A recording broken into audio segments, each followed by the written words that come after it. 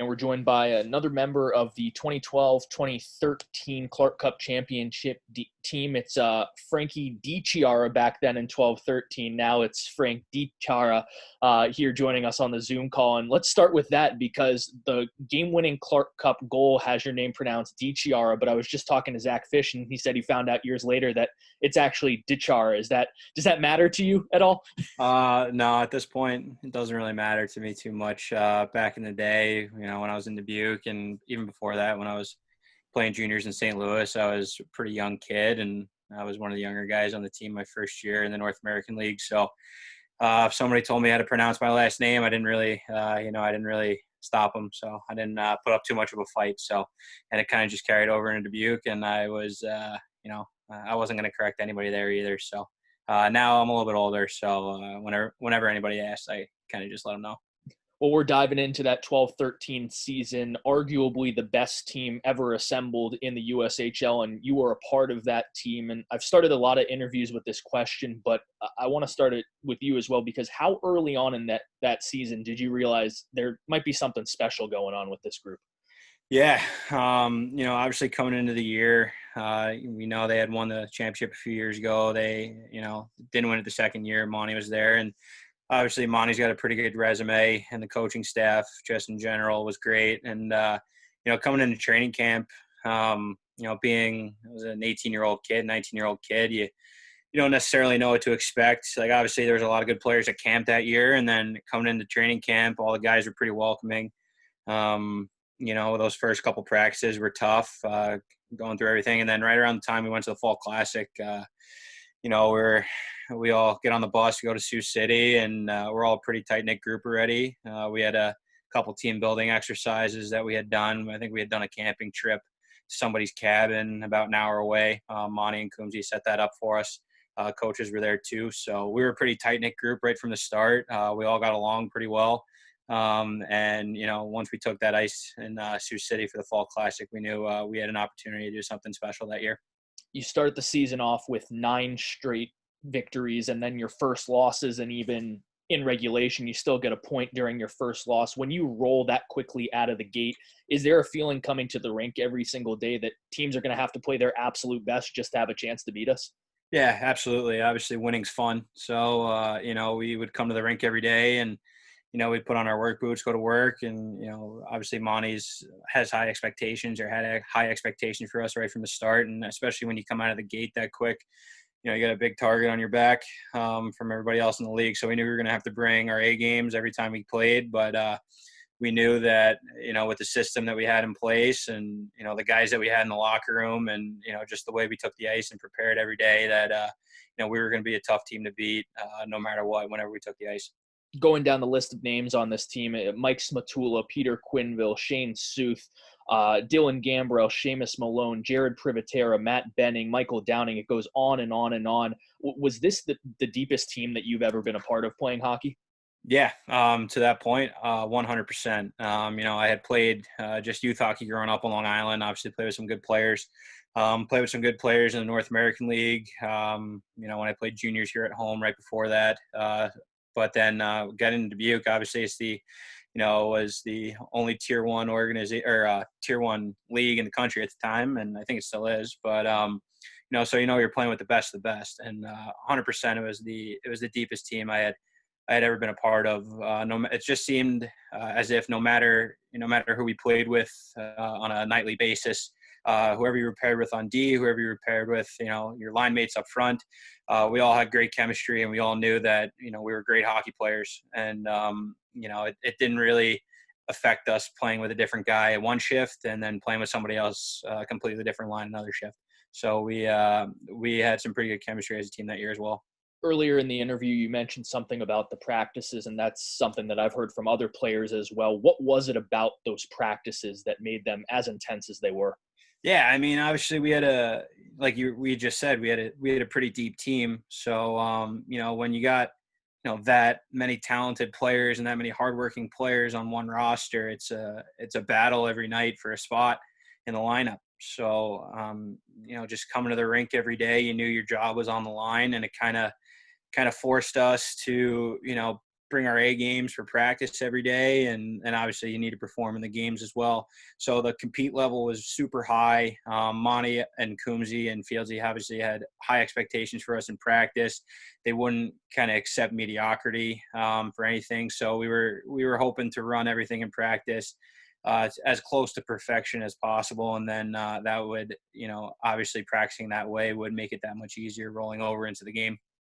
Heading into the playoffs, you guys are the best record in the league. You win the Anderson Cup because of that. You win the Cowbell Cup, which is the competition between Cedar Rapids, Waterloo, and Dubuque.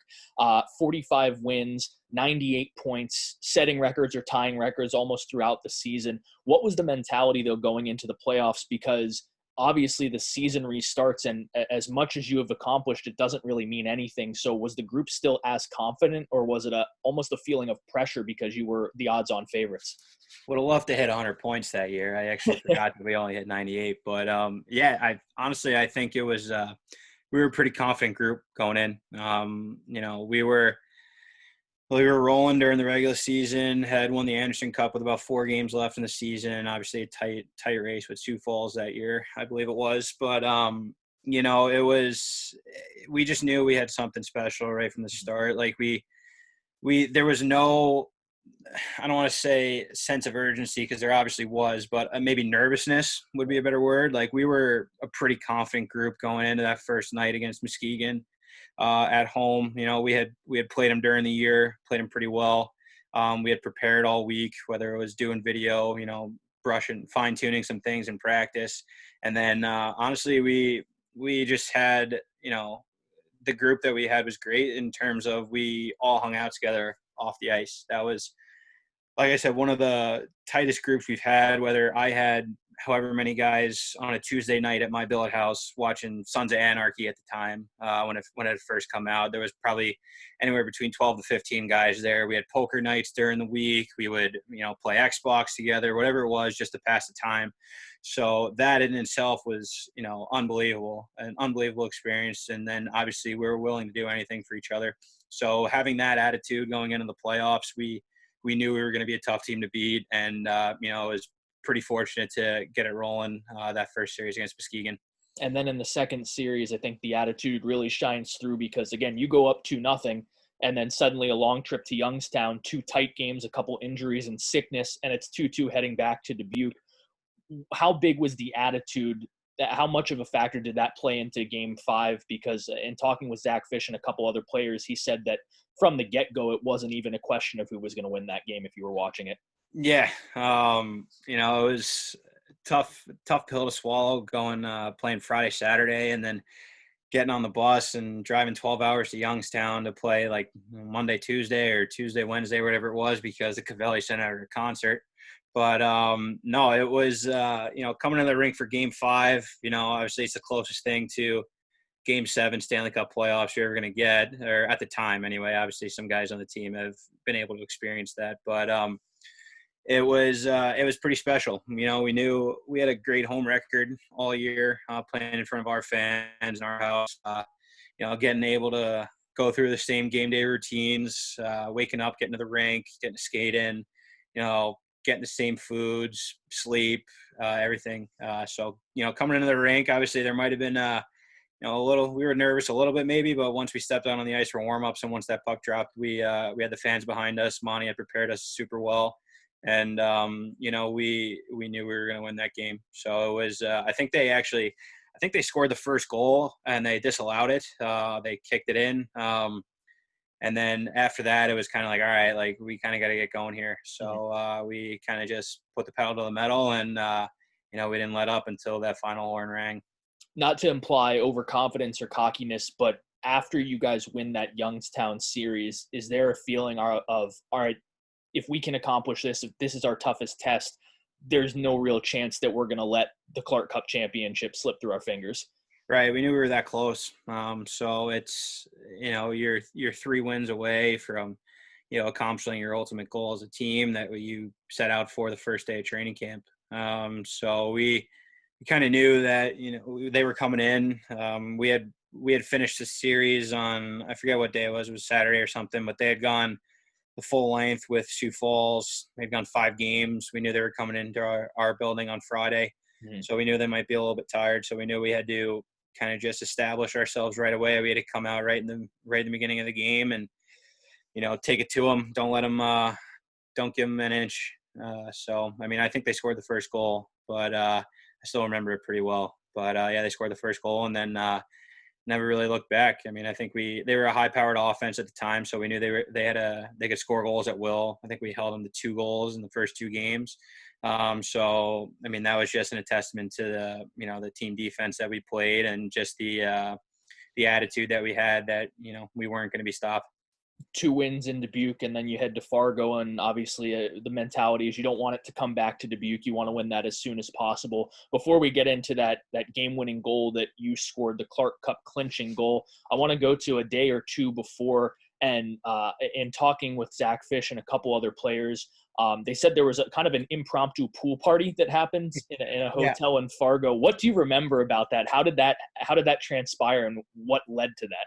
I remember we had just had a meeting or something. It was a meeting or it was team meal or something. But, we were just talking about, if one jumps, we all jump. If one goes in, we're all in. Not even in terms of the pool, just in terms of like life and like the game. We were that close of a group. And, the pool was right outside. So we were joking like, oh, Coombsy, why don't you jump in the pool? And he was like, I'll do it. Like we said, boys, one goes in, we all go in. And we were like, all right, let's do it.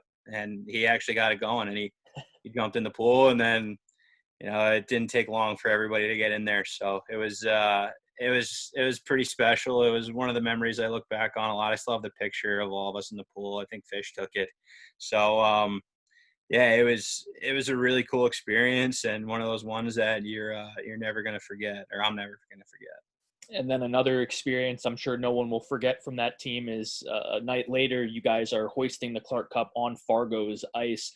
You scored the game-winning goal in overtime. I think it's definitely the most iconic clip that Dubuque has in their 10 years back. It doesn't get much better than a golden goal to clinch a championship.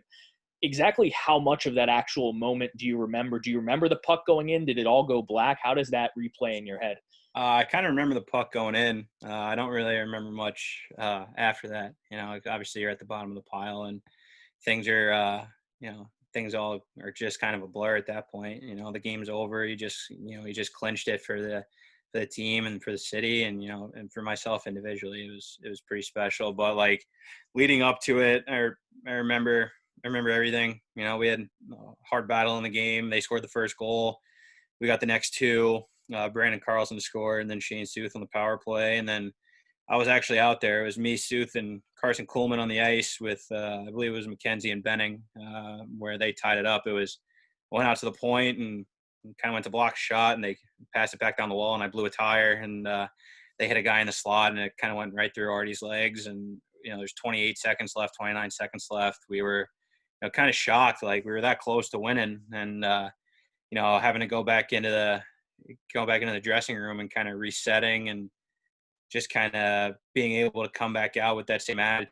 I was sitting, Brandon Carlson was in the locker room. He had his hands over his face because he had been in the same situation a couple years prior when he was with Fargo, actually. I think they had a 2-0 lead and Green Bay came back and won 3-2 for the series. But he had his hands over his face. He's like, oh, this isn't happening again, like no chance. And I was sitting next to Evan Jansen in the locker room, and I looked over at him, and I was like, Janny, I think I got it. I think I got this right here. And he was like, you got it? Well, go get it. I was like, all right. So, like, we went out there, and, it was back and forth OT, and, I remember hopping over the boards, and, there was a little bit of a play before then, and then they had a rush, and Benning broke it up at the blue line, or they missed the pass, and Matty joined the rush, and I picked the puck up, dropped it to Sooth. Benning drove the net, and Sooth gave me the puck back, and I just took it harder than that. The rest is kind of a blur. But up until that point, getting up, and I tripped over a stick looking back on it. But up until that point, I remember everything, every little detail. And, it's a personal memory and a memory for the team as well and all the guys that were involved in it that, we're never going to forget.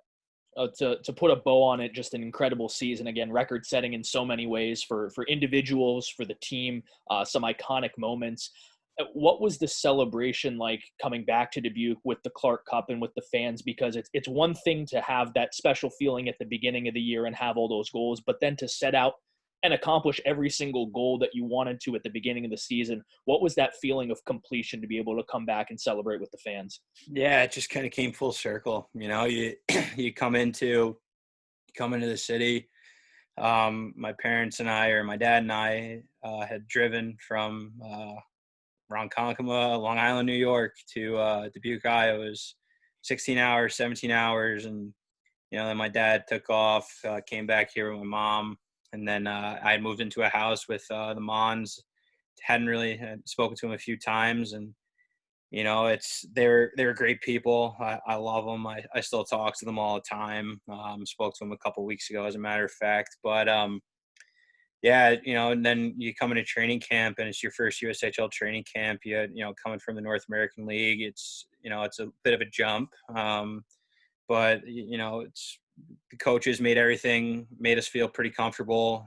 Like I said before, the guys were great, and winning every championship that we could that year, the Cowbell Cup, the Anderson Cup, having the best record in the league. Myself individually had a great year.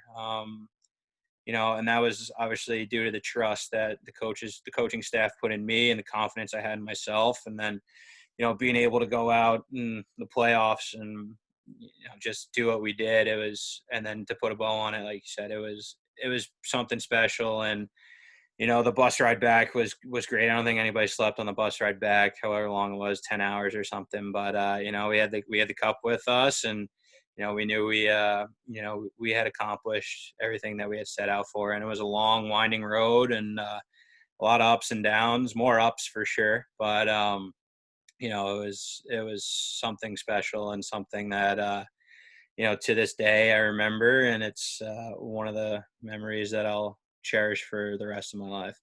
A goal that'll live on in Fighting Saints history, and certainly a team in a championship that will do the exact same. Frank, thanks for taking the time to join us today, and we look forward to talking to you again in a couple nights.